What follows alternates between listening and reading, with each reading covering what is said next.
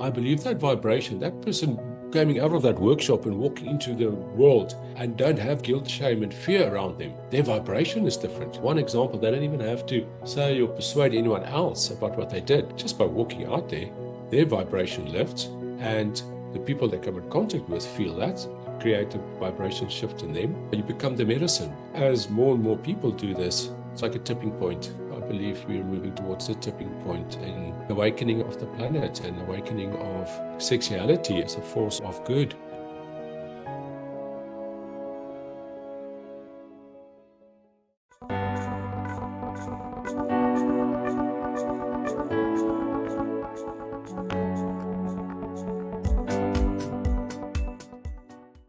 Your book Jump reminded me of the hero's journey. Every hero embarks on a journey filled with challenges, discoveries, and moments of triumph. Can you tell us more about your origin story, the point where it all began, and what were the key trials or dragons you struggled with along the way? Oh, beautiful question. It was very much, the hero's journey. All our lives are in a way. And very much I heard this calling. I was here in South Africa in business, CEO of insurance company, and I had a calling to do something different with my life. You distract yourself from the call and the voice inside. I did that from 2009 to 2013. The voice got louder, and eventually I surrendered. I wasn't sure what this call was. It was time for something different. Eventually, 2013, I surrendered, listened to the voice, resigned, sold everything, gave everything away, and bought a backpack and a one-way ticket to Lima in Peru. Most people thought I was pretty crazy in my late 40s, top of your business and your pinnacle, everything you studied and worked for. And that led me a journey around the world in South America. There are also some challenging times where I often wanted to come back to South Africa and get another job and another bit of a crazy playboy lifestyle I had here before I left. I stuck to it in South America, and I found these guides in Guatemala, similar to the hero's journey, that helped me and led me to deep journey within. People were arriving and helping me to drop within. Got seriously sick with parasites and tried to treat that with normal medicine. The antibiotics work for that. Especially in some of those villages you were traveling through along the way where they had no medical assistance. Exactly. It's wild there. Then I eventually found there's no other way. It led me to the inner journey. I got to a shaman and I learned emotional expression, release, and a little bit of plant medicine, but mainly it was an inner journey into my emotions, my emotional body, and in essence, healed myself with that. That got my attention. The universe got my attention. I went, okay, let me listen even more. And that led me from next initiation workshop to the next 5 years, 35 countries. We've had conversations off air. I see you as a man who is not only an expert because you have the visceral experience, but you're also a pioneer at the intersection of spirituality, sexuality, and self empowerment. You've walked the path of radical transformation from your roots in South Africa, where you found success as a top CEO. You lived a life many people would envy of wealth and power and indulgence, but you made that dramatic leap. You talked about the voice that you mentioned in your book, Jump. You left it all behind. You embarked on this 5-year global odyssey, traveling across 5 continents and 35 countries in search of deeper meaning, inner peace and awakening. Your journey is one of shedding the corporate armor and diving into the mysteries of sacred sexuality and reawakening, which has led you to become a profound guide for men on their paths to wholeness. From what I've read, you are a master of the ancient Taoist art of semen retention, a practice that channels sexual energy into every aspect of life. I see your mission is to lift the veil on the taboos of sex, power, and consciousness, which helps to break free from cultural guilt, cultural shame, and the fear that's promulgated by media or television, which tells you vision, if you will. And your best-selling book, Jump, chronicles this remarkable transformation. And what it invited me to do, it invited me to witness a raw, heartfelt, and sometimes wild ride into the depths of your soul.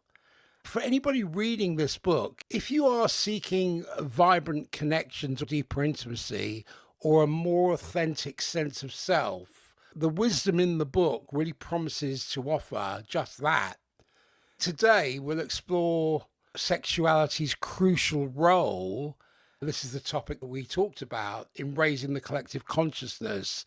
Maybe we'll go on to the integration of masculine and feminine energies. We might do that in the second part. But what does that mean to live with unapologetic authenticity?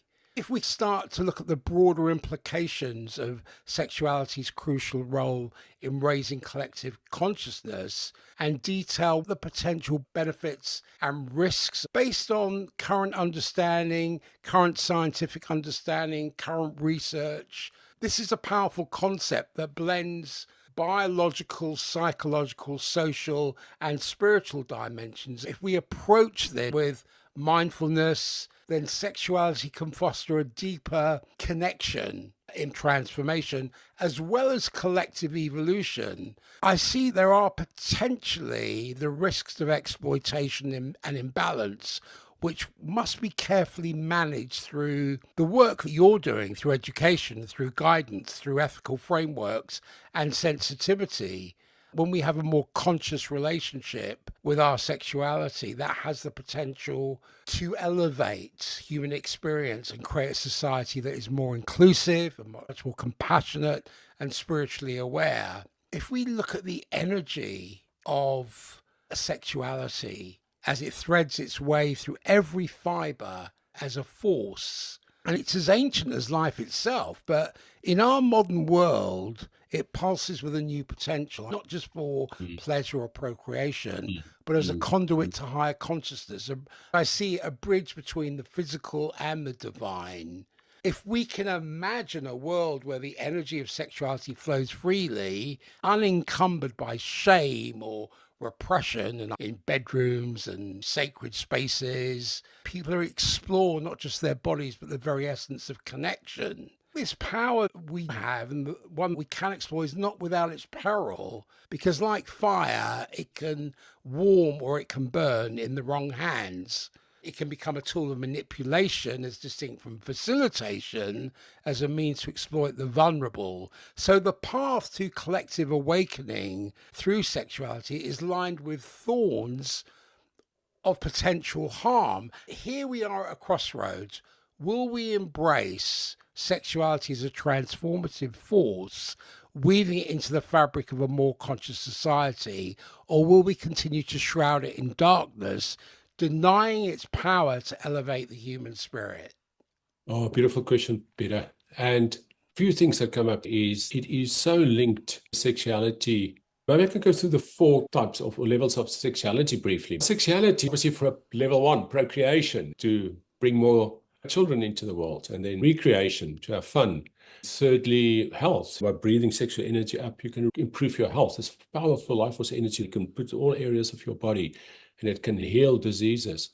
Fourthly, as you say, spirituality, you can raise your consciousness with it. The closest I've come to God was making love, and in that state of making love for a long time, for half an hour, for a few hours with your beloved, and look in our eyes, and energy running and losing track of time, out of the mind into the body, and you go into this different space. So you get into this oneness. You can start getting into a beautiful divine space of seeing, like we see God in nature when we walk in beautiful mountains, the same God in lovemaking when you have this beautiful union. It has got such a massive role to play. Now, as you say, it is a super powerful energy, and it has been suppressed because people and authorities were very scared of that. The best way, be it religion or be it governments or authority space, would suppress sexuality, because when people are in their sexual power, they are authentic, they are driven, and they are powerful, and it's very difficult to control them. I believe that's a big role why that has happened. Now, that sexual energy is so powerful that, yes, it is careful how we take that forward and how we drop into that. That sexuality is linked to all of these other things. You mentioned masculine and feminine energies. Talk a bit more in detail about it later, but it's important, specifically talking about men now. So important to be integrated not just in your masculine energy, but also in your feminine energy when you interact, sexually speaking. That takes so much of this, call it danger, away, and it gives much more potential for the experience, because now you're not just in penetrative energy, but you're also in receptive energy. And it's a beautiful flow of the masculine and the feminine. So sexuality is linked with so many things. The other thing is emotions, getting into the emotional body, feeling your emotions and being able to drop into your emotional body and to express and release your emotions. In nature, if a lion chases a little buck and the buck gets away, then afterwards it stands there and it shakes all the stress off. 10 minutes later, it's walking around as if nothing happened. If you take that comparison to humans, something happens. Don't cry, don't scream, don't be angry. Hold it down, clench it, contract. Now, learning to punch some cushions and express, and you don't have to hurt anyone. Do some hand screams, your emotional body start moving. The reason I mention emotions here with sexuality is that if your emotions aren't suppressed, then your sexuality is not suppressed. Suppressed emotions lead to suppressed sexuality. It's so important. Sexuality, in terms of getting our full potential, it's part of the whole picture of a lot of other things.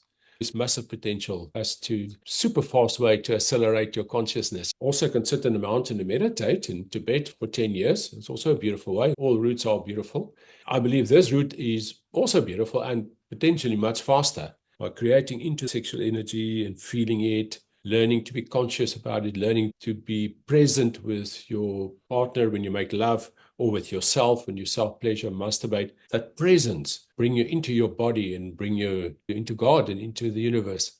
What comes to my mind is emotional freedom, where we can release shame and fear around sexuality, because throughout so much of our history, of human history, it's been steeped in shame, guilt, fear, and emotions that limit the expression of our soul or of our full potential. And these emotions often trap sexual energy. They block it from becoming a source of healing and personal evolution. When we confront and release these emotional barriers, we free ourselves to experience it in such a way that expands our consciousness, as you've alluded to. This emotional freedom allows us to feel more connected to our bodies, our partners. As you were saying, you're talking about that union, that merging, but as well as that is to the collective consciousness. So we move from suppression on the one hand to spiritual liberation on the other. You speak about the role of guilt and shame in blocking sexual energy. How do you guide people to release these emotions, and what transformation occurs when they're able to free themselves from these internal barriers? There's such beautiful creativity gets released. The moment your life force energy can flow through your body, it brings so much creativity in terms of painting pictures, writing songs, starting businesses, creativity in anything really. I think we don't even realize how much of our creativity is blocked by either these blocked emotions and this feeling of guilt, shame, and fear. I looked at a table of Hawkins, the levels of consciousness actually yesterday, funny enough. And guilt, shame, and fear is right at the bottom at about 40 or 50. Hurts and love and pride at 400 and 500. There are so many spirituality concepts here, but so many scientific proof of these things that our vibration is so low. When we sit in guilt and shame, our whole body, our whole psyche, our mind, everything is on a low energy. To live from that place, that's at living at the 40 as opposed to 400. That's 10 times worse or 10 times better. Guilt and shame is terrible. If you want to control someone, put guilt on them or shame on them, or when you push people down, that happens. The moment people can drop that, they can drop it into love and joy, the whole vibration lift. That is done firstly by giving people freedom to express their emotions, let's say an emotional part. Often these workshops get 10 or 20 people together and go through 7 tools of emotional expression and release. One of them punching cushions, other one doing hand screams. At the end of that, people experience things that they didn't believe they could feel in their body. That's what happened with me in a training in Hawaii. I heard about this energy moving in the body, and after half an hour of emotional expression release, my whole body was vibrating and the cells were vibrating. A friend of mine, very much in the mainstream space, he says to me, I don't understand this energy thing, and you talk about vibrating. But the thing is, the moment you actually experience that and you do that for 20, 30 minutes. It has to be a physical embodied experience. It's too difficult to put it across in the mind. But if you find that your body starts vibrating, then you lift your awareness, it lifts your creativity, it lifts your enjoyment of life. In your journey, how has overcoming shame and fear around sexuality contributed to your spiritual growth? I didn't realize I had that much because those crazy years in Cape Town, '09 to 2013, before I left, there's a lot of sex happening, sex, drugs, and jacuzzis. But it was a lot of unconscious sex. I only realized when I were in these workshops that I still had some layers. And being in the workshops where you can talk freely about this, you can express your desires and boundaries in small groups with people, and you practice this. That has been really good. To step quite a few years back, I grew up high school. We got a little indoctrinated in a religious space about sex before marriage. I had a massive amount of conditioning as a teenager. So I ended up only making love at the age of 21. Interesting, there's the central theme of sexuality through my life. So at the age of 19, 21, it was there, guilt and shame. And I made love at 21. I was like, okay, clearly this can't be wrong. How can this be wrong? This is so beautiful. I dropped a lot of guilt, shame, and fear there. After 2013, traveling around the world, there was another layer where I didn't even realize it existed. That happened by being in containers, workshops where we discussed and get expressed to realize how beautiful it is and how sacred this is. Bringing the sacredness to sexuality. Sexuality is so repressed because on the one hand, it's the religious oppression, and on the other hand, it's the pornographic abuse of it. Between religion and pornography, it's not a great background and education we have on sexuality. Therefore, sitting in and going through these workshops is important. You've seen a lot of individual shifts, not only personally, but within the workshops that you conduct. How do you think these individual shifts in perspective can influence the collective consciousness? Oh, brilliant. Yeah. Everyone that shifts help to shift the collect in whatever way. It is not just spirituality. Quantum physics also recognizes that now. I believe that vibration, that person coming out of that workshop and walking into the world and don't have that guilt and shame and fear around them, their vibration is different. One example, they don't even have to say or persuade anyone else about what they did. Just by walking out there, their vibration lifts, and the people they come in contact with feel that, create a vibration shift in them. You become the medicine. As more and more people do this, it's like a tipping point. I believe we are moving towards a tipping point in awakening of the planet and an awakening of sexuality as a force of good. Also, the integration of both men and women in the masculine and feminine energy part. There's a massive awakening happening in that space. Why do you think society has struggled for so long with sexual shame and guilt? And how do you envision this changing as we move towards a much more conscious era? We've all been so indoctrinated. There's hundreds and thousands of years of indoctrination from a young age. Get the conditioning put on you. There's also the ancestral stuff. I recently came into contact the importance of ancestral stuff. Even in your life, if you haven't been so conditioned, your mom or your granddad and your great-granddad have had that. That is in our DNA, that's ancestral. All these cumulative effect of all this conditioning over this whole period has collectively caused us to have a lot of conditioning, suppression, guilt and shame. It's like a collective guilt and shame. It's so powerful. And that's why it's not so easy to, within 10 years, lift it, because a lot of it has come ancestral for so long.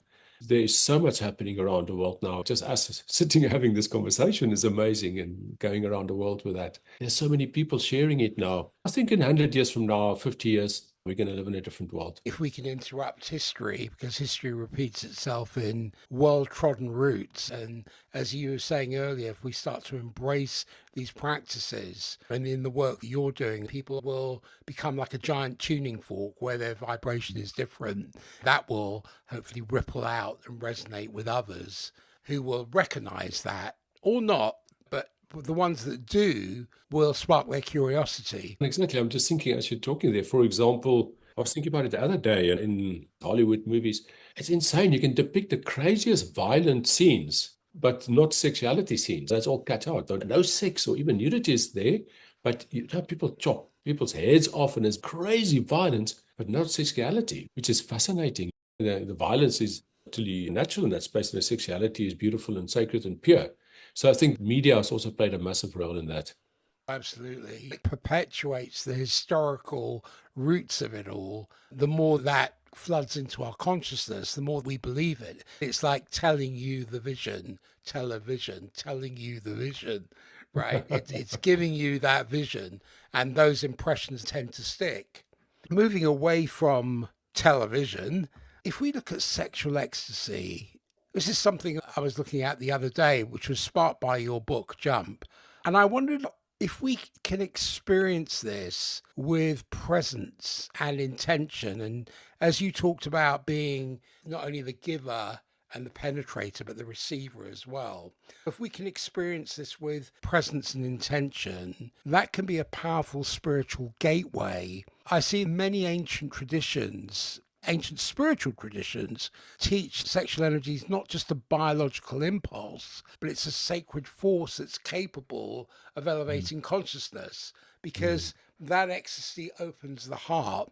It dissolves those egoic boundaries and allows us to connect to something greater than ourselves. That experience is often described as transcendent, if you will.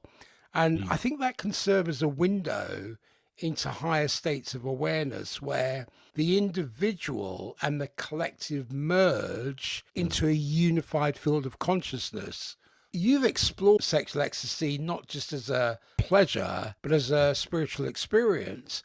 How does sexual ecstasy serve as a gateway to transcendence? And what does it reveal about our connection to the collective consciousness? My oneness experiences have all been with sexuality, really dropping into making love with the beloved, with God, with the universe, that whole, as you say, transcendent feeling, transcendental lovemaking. But to do that, I think presence, you were saying presence earlier, is so important. And for people to learn and to feel how to make love with presence and how to take their time with making love. There's no education on it. If you want to become a top rugby player or football player, you get a lot of coaching, but no one coaches on sexuality. We're just supposed to do this as a teenager. There's so much space to learn that, and especially for men, that you can breathe this energy from your groin area through into your heart. You can expand your heart. You can breathe it into your head and expand your consciousness. You can be with your partner for long, being sensual and with eye contact connected, and then make love. I think the averages across the world and the research I've seen is that lovemaking lasts 5 minutes. Less, yeah, exactly. That's just the average. And not knocking anyone. There's nothing wrong with a good quickie every now and then. But if you really want to connect to your partner and you want to connect to this transcendental part, to God, then you need to make love for longer than that, whether it's 20 minutes or an hour. By having that time, energy and flow and rolling around and it not being end destination, the ejaculation or the orgasm, but it being this whole journey of making love. That's where that comes in. If people put themselves in that space, that's one of the tips I can give, is to put yourself in that space where you do what I've just mentioned. Be curious, be playful, be like a child, and see where it takes you. No expectation. Don't go there, I want to meet God. Just go there and have fun and be like a boy and just explore that, put yourself in that space and see where it goes. It requires that type of lovemaking. It requires people to know that exists. And what I find more and more is that many people don't know that type of lovemaking exists. Maybe our generation is a bit different, but the last 20, 30 years, most education is on pornography, which is hard and it's a total different movie. There's also a place for that, but there's no education really about this other type of lovemaking that can lead you to those places. Can you share a moment in your life when sexual energy led to a profound spiritual experience? I was in the Czech Republic and I was making love to this wonderful woman, and I was in a woods outside Slanarka, about 2 hours from Prague. We actually had a weekend, Friday and Saturday, with a sweat lodge and with San Pedro plant medicine. It's the cactus. Like you have mushrooms, you have San Pedro. So San Pedro is the cactus plant medicine. And the Friday and the Saturday we finished, and then she and I connected. She had a women workshop also happening the weekend, and Saturday night both finished, and we had our hut in the forest, because all of this was in the woods outside Slanarka. We started making love and the lights were off because there wasn't no electricity off the grid. And I made love with this being. It wasn't this woman anymore. I made love with the soul, and not just the soul. I felt this being and I felt this almost dragon entity that I'm engaging with, and I felt my entity. And this was, I was after the ceremony. I felt the realm of the universe and between the stars, and it was profound. How did that shift your perspective on consciousness and spirituality? It was another confirmation for me that sexuality is a beautiful way to expand your consciousness, your spirituality. And sexuality, and it's all linked, it's all one thing. Where it went a little bit different in the past is a lot of traditions were from the heart up, spiritual traditions from the heart up, but nothing here down in the root chakra or the sexual chakra, only from the heart and the consciousness up. If you want to be integrated, all those energy centers from your anus to your crown need to be integrated. And that was another confirmation. Sexuality plays such a beautiful role. And if you are connecting this, that's a powerful way to expand your consciousness and your spirituality. It's actually, in a way, almost impossible to get to your beautiful expansion if you cut certain things off. You have to experience the animal, the spirit, the soul, and everything that we have on this journey. For many people, sex is still primarily a physical or emotional experience as distinct from a transcendent experience. Are there any practices or mindsets that can help people access the deeper, more transcendent aspects of sexual energy? The first thing I want to say is for guys to learn how to move energy in their body. Almost as like a starting point, to be able to breathe energy up. Often the limitation, especially with men, is if you ejaculate, then you're spent and then you want to go sleep. You're not really part of the experience anymore. What you mentioned earlier, the Taoist practices and Tantra practices, from your groin area, breathing this energy up in your body, it means it doesn't burst out of your groin. So you can make love for longer, but you also have all this orgasmic energy right through your body, which makes it easier for you to connect with the other realms and makes it easier for you to feel everything inside you. It's not just a genital sneeze, 3-second ejaculation sneeze. There's now all the energy through your body. I feel all this energy in my body, and I could feel the stars and the whole universe. I'm part of the universe. It's all inside me. Whatever's inside is outside. You all know that. But there's one thing knowing it with your mind. There's another thing actually experiencing it in a body experience. I like to keep things practical. That was the first step for me, for that to happen, for guys to know, to move the energy, to spend the time with their partner, to make the time, to connect and to play with that. You mentioned the heart earlier. In many spiritual teachings, the heart is seen as the center of love and compassion and unity. But when sexual energy is channeled through the heart, it seems like it can become a force for healing and connection rather than control or power. So the shift from the lower chakra, that primal expression of sexuality, to a heart-centered one, that can enable and empower people to live from a place of love, authenticity, and unity. In this particular state, sexual energy is no longer fragmented or misused, but it's harmonized with a greater sense of purpose and connection to the collective. You've described the heart as a central point in balancing sexual energy. How do you see the connection between heart-centered consciousness and the experience of sexuality? There's a beautiful practical thing one can do when making love. Let's say you're on your partner and energy is here in your genitals, to actually breathe it into your heart. It's a beautiful space. To breathe it into your heart space, and you can do the same. And for the hearts to connect. From the heart space, the hearts penetrate each other. Maybe other practical, you were asking for some practical stuff earlier. Lie on top of each other and feel as if from your heart you're penetrating her, your heart penetrating her, and then vice versa. The woman can also penetrate the man energetically, more heart penetration. That brings sexuality, as you say, into a heart consciousness. It creates immediately that field of expanded heart space, love, and sex with love is much more profound and better than just sex on its own. The heart expansion exercise, for example, is really brilliant for that. That's a great practice. Are there any particular risks or challenges people may face in using sexuality as a path to healing? And if there are, how can they integrate these challenges while still embracing its potential for transformation? Unfortunately, in the sexuality space, practitioners have abused their space. I can advise for someone to make sure that you work with someone that you've checked and vetted.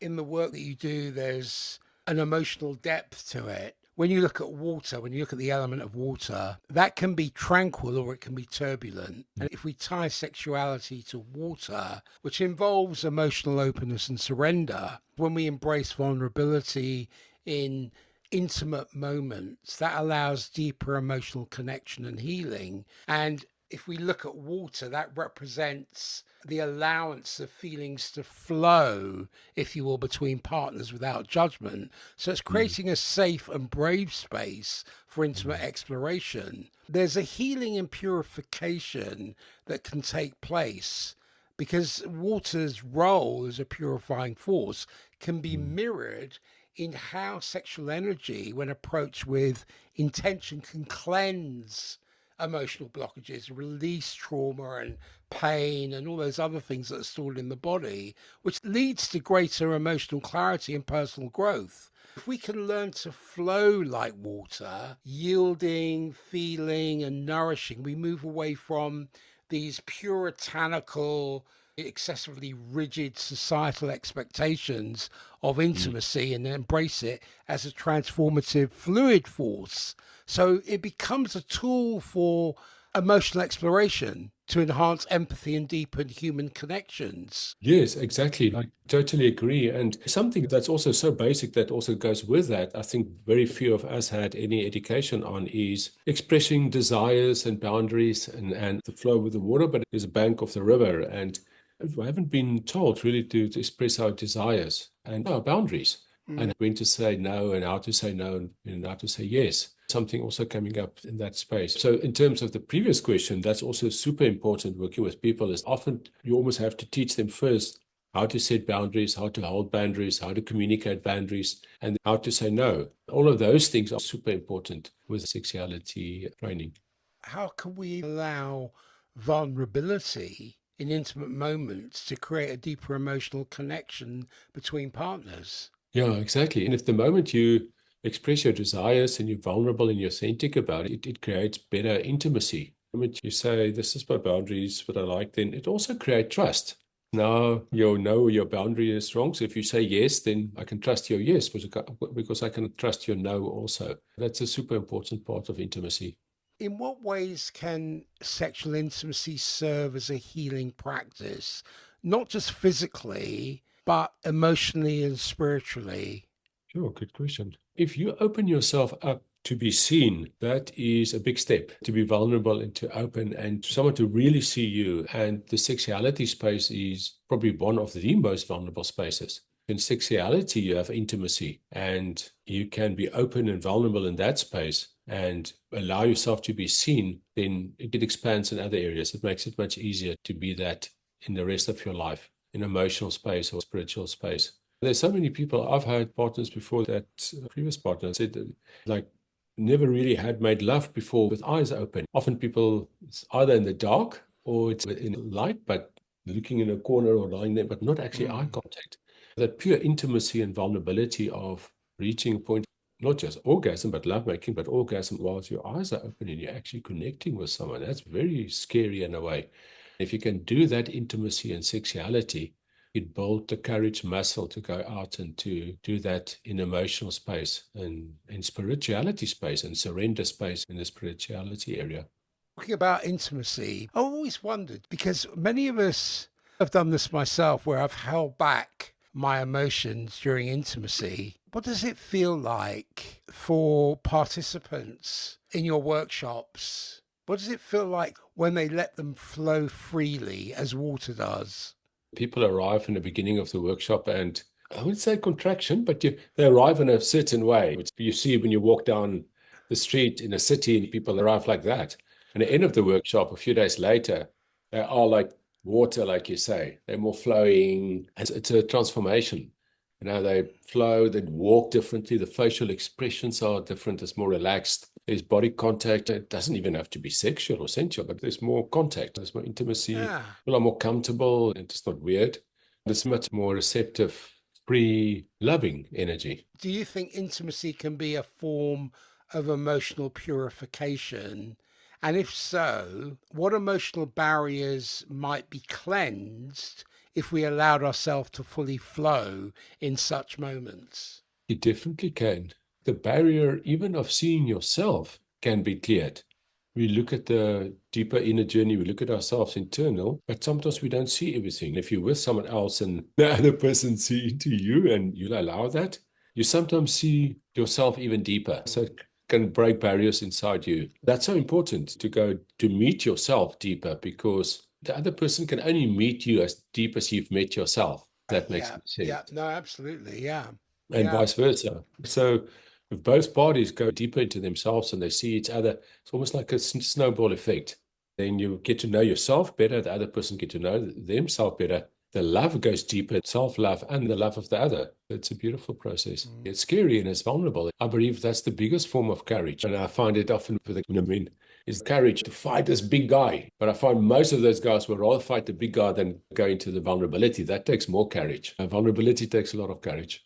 It's amazing how many smoke screens we use, especially if it's ego driven. Many people may use a superiority act because they have an inferiority complex in and around that area. That can span across all aspects of life. When I look at breath, I look at air, I look at communication, I look at freedom, I look at the elemental nature of it. Air represents the breath of life. Astrologically, it represents intellect and communication and the capacity for freedom and movement. But it also embodies the unseen forces that sustain and elevate us, as air does, because you can't see it unless it's winter. Then you can see the vapor when you breathe out. But its integration into sexuality.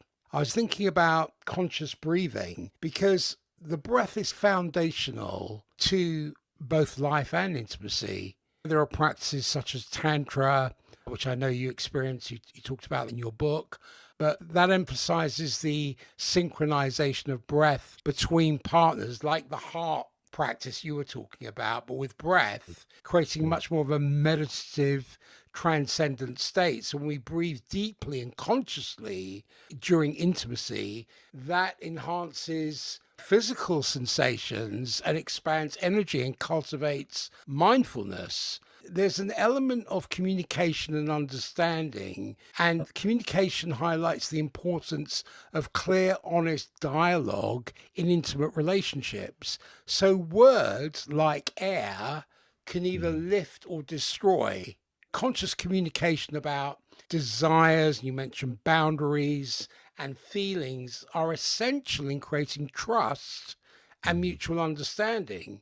If we're going to raise consciousness, if we infuse sexuality with air, with the breath of life, that invites openness, freedom, and clarity, because it helps us to rise above just the purely physicality of the encounter and engage more in a mindful, intentional act of intimacy.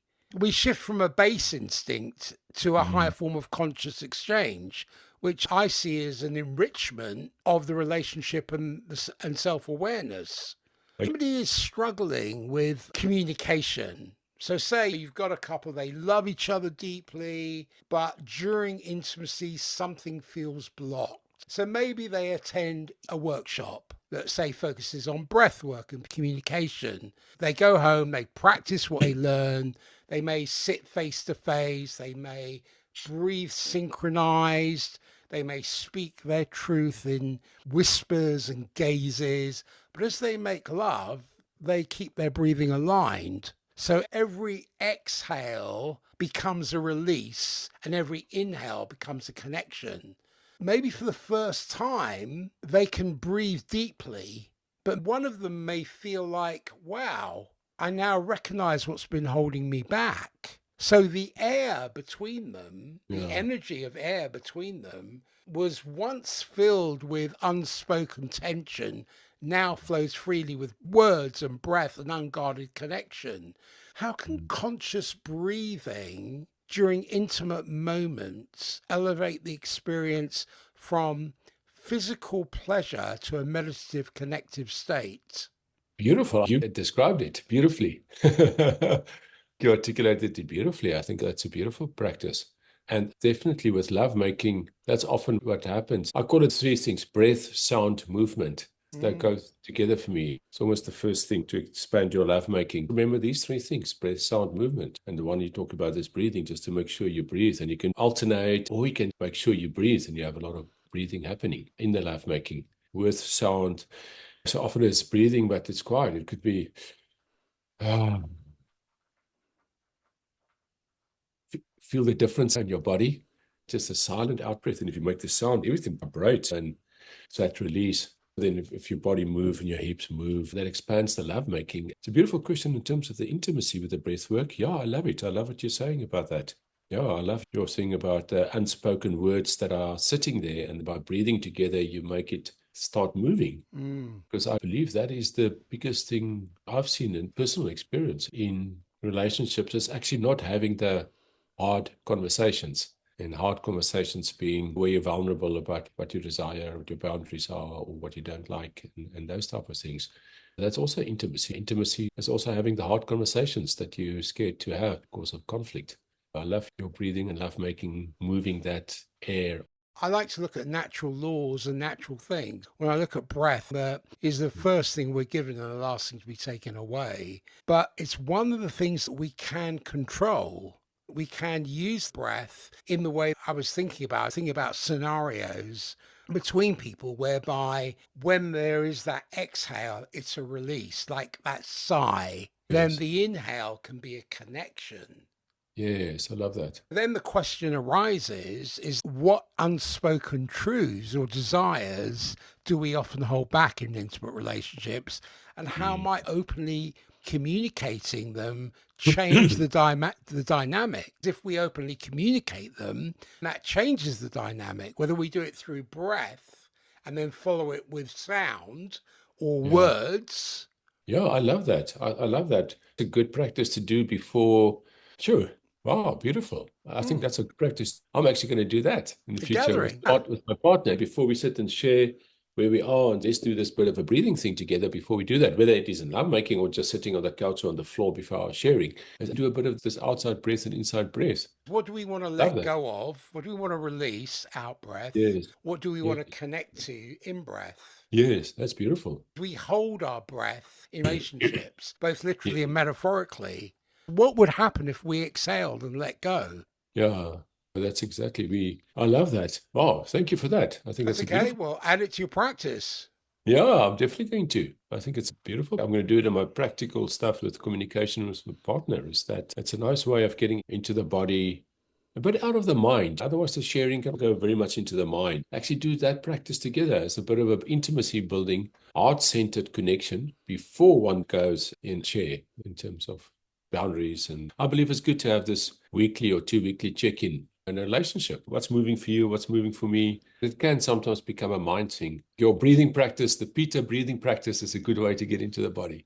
Sometimes we need to move out of the analysis of left brain thinking and go more right brain, and then use the breath. It doesn't have an agenda, it's pure, and we can practice using the element of air. That can lead us into fire. Fire is the element of passion, transformation, and raw energy, because it burns away what no longer serves or illuminates what's hidden. So it's the spark of life. It's the force that drives changes. If we integrate that into sexuality, if we ignite passion, okay, so thinking aloud here, if we link that to fire, we're talking about passion, being passionate, being intense, being transformative. The fire embodies that fierce desire and energy that fuels attraction and arousal.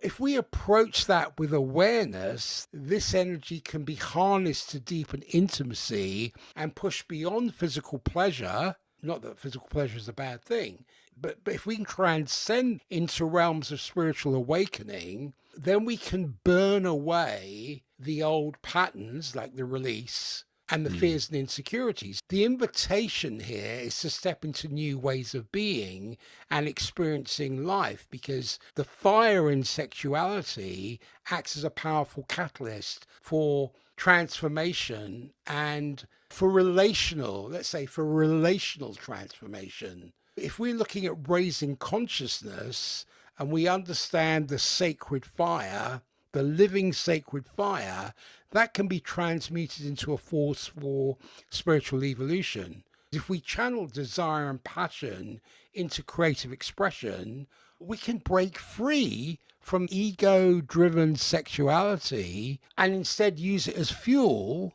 or use it to fuel personal growth, inspiration, and heightened states of awareness.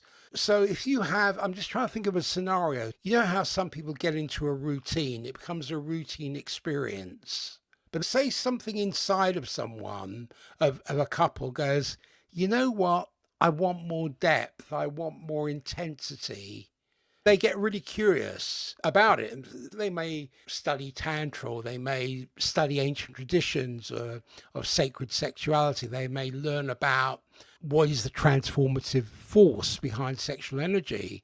So say, as an example, I'm just trying to think of a scenario here. So say this lady yearns for more, is curious about more. So she calls up her partner and says, hey, I want you to explore this energy with me.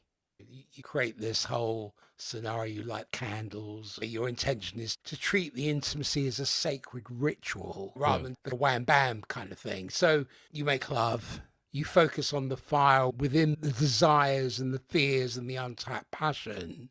And the more you embrace that inner fire, the more transformative the experience becomes. She will feel maybe herself burning away those old insecurities and step into a space of raw, unfiltered connection. Maybe that night, both of them will change, not just physically, but on a deeper soul level. How can sexual energy be harnessed as a transformative force, much like fire, to burn away old fears and patterns? Wow, a beautiful way to do that is, I call it sex magic. Put the intention there and to use that energy to burn that away. Just by putting the intention there, it's so super important and easy. You can use that.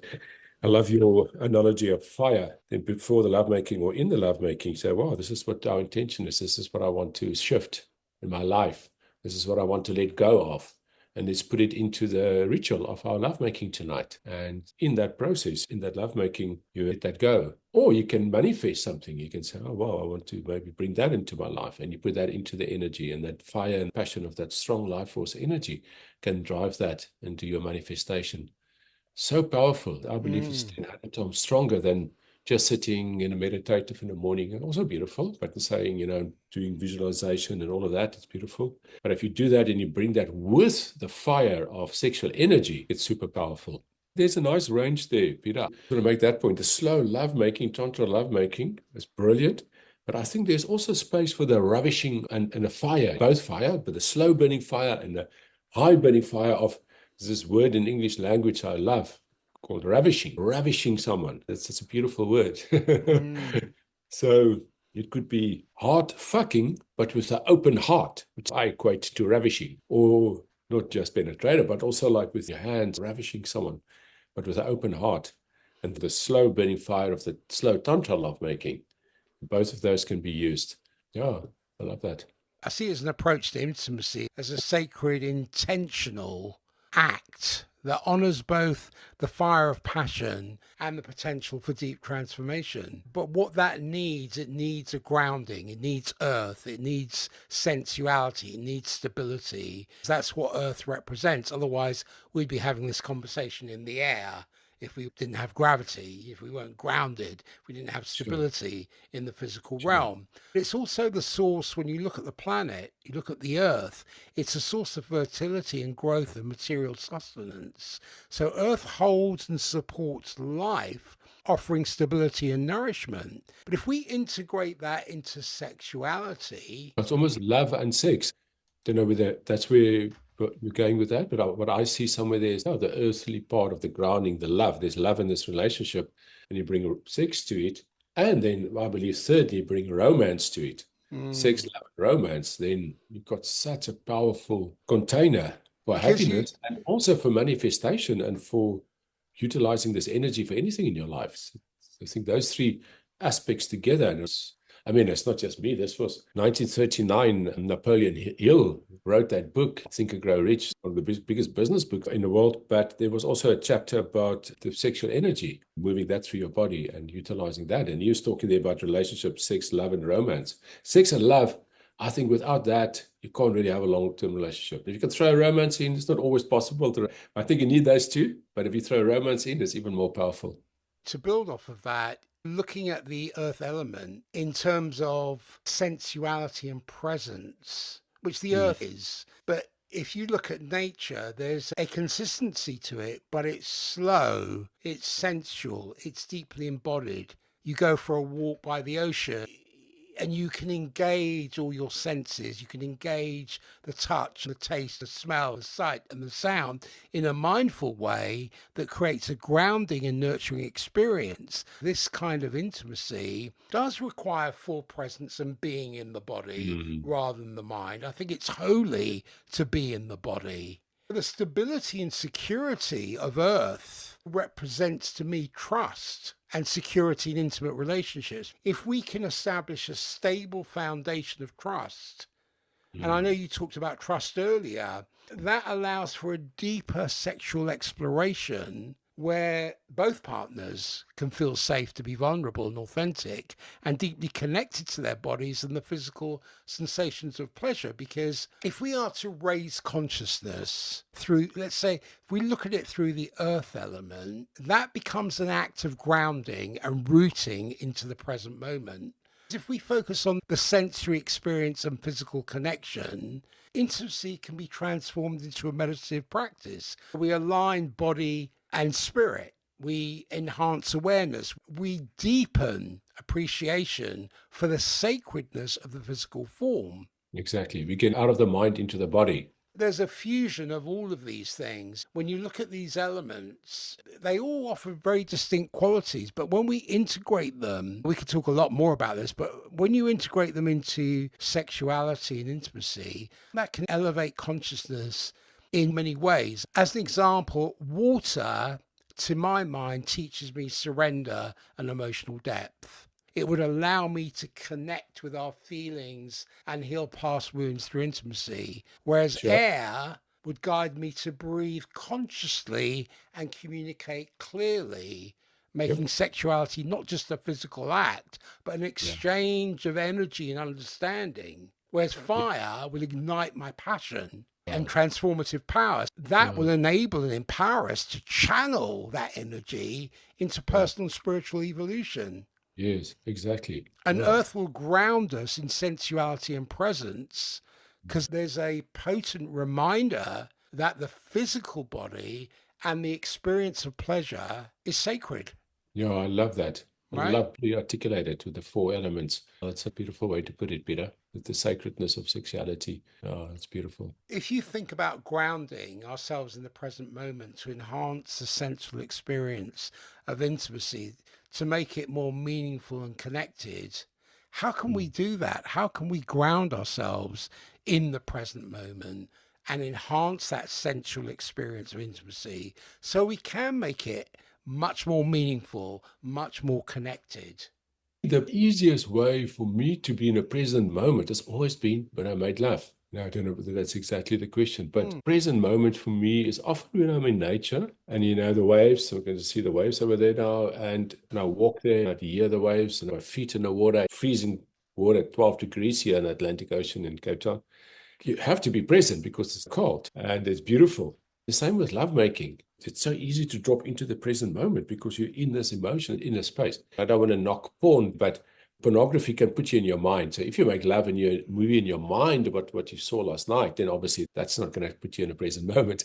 But if you're out of your mind into the body and you feel the sensation of your skin and your beloved, it's quite difficult not to be in the present moment. Yeah, I think that's a beautiful practice for that. The moment you're in that present moment and your partner feel that and vice versa, then you go into that emptiness of the now and you drop into the void and you drop into the sacredness of it. There's a lot of research has backed up everything you're talking about and in the work that you're doing. There was a study by Diana Richardson, who's a leading expert in conscious sexuality, and she emphasized that mindful, slow, and present sexual practices can shift individuals into altered states of consciousness. And that form, she calls it sex meditation, has been shown to calm the nervous system. So more of a parasympathetic dominance and increase feelings of oneness and empathy. There was another researcher, because I looked into this, from Dr. Sue Carter, who showed that oxytocin, the love hormone, the cuddle hormone, plays a crucial role in social bonding and trust. And during sexual activity, this hormone is released, enhancing emotional connection, not just between individuals, but in broader social dynamics, which is really interesting. Yeah. And to that is the studies on neuroplasticity. It's shown that it stimulates the growth of new neural pathways, which leads to increased emotional regulation, creativity, cognitive flexibility. And that to me has implications for how sexual practices can lead to a more awakened and conscious mind. Now, take the reverse side of that, Peter. Now, imagine someone, after all you said, I totally agree with all of that. Now, someone either listening to it or someone just generally speaking, haven't really made love for the last month or the last year or for a few years. They're actually missing out on all of that. So what we talk about is so important. Often people go, okay, you talk about lovemaking, people should make more love and deeper love and connection. And, oh, okay, interesting. But it's more than interesting. It's super important. All the stuff you mentioned, plus it enhances your life so much more. And happiness and empathy and connection. If you don't have it in your life, you don't know what you don't know. I really want to encourage people to make more love regularly and drop into deep connection and explore and play with it, because it enhances all other areas of your life, not just your lovemaking. I've seen it with guys that enhances their business and their business life and their corporate careers or their own businesses. The moment they express their sexuality in a bedroom, it equates to better performance also in business and in the boardroom. Lenerd, it's been such a joy to speak with you. I'm respectful of time. Do you have any parting words? And if people want to learn more about your work, where can they find you? The easiest is on my website, Peter, lenerdlouw.com, LenerdLouw.com. There's all the links to the social media and all online courses there. I do online courses for men, 21-day journeys to sexual mastery. Also, a lot of free resources there. Parting words from me is, thank you so much for this conversation. I really enjoyed it and beautiful insights from you. My parting words is for people to drop deeper into their sexuality and their lovemaking and to explore it. And it's so easy to get disconnected from it. Sometimes men and women make peace with that. Sometimes over 40, sometimes over 50, sometimes over 60. They make peace. Okay, I've gone past it and it's cut off my connection with my sexuality. I'll just live without it. My encouragement would be to explore it, to see what will happen if you actually connect back to it again. You can always disconnect again, but go and try it. So I would encourage people to look deeper into this, what we've talked about today, and to drop into their sexuality.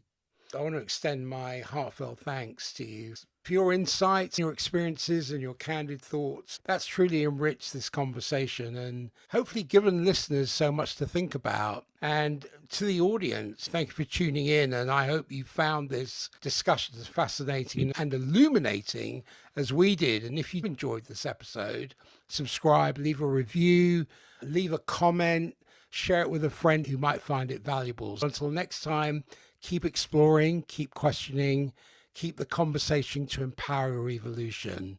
This is your host, Peter Michael Deeds, signing off. Thank you, Peter. I loved our chat. Thanks a million.